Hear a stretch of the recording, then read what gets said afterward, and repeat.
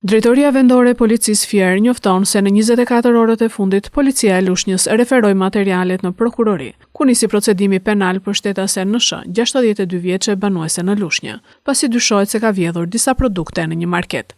Dhe specialistët për hetimin e krimeve të komisariatit të policisë Divjak referuan materialet në prokurori, ku nisi procedimi penal për shtetasen DM 35 vjeçe banuese në Durrës, pasi dyshohet se ka përndjekur një shtetas 38 vjeçar. Gjithashtu po nga këta specialist u referuan materialet në prokurori, ku nisi procedimi penal për shtetasin KL 19 vjeç, banues në fshatin Dërmenas Fier, pasi drejtonte automjetin pa leje drejtimi.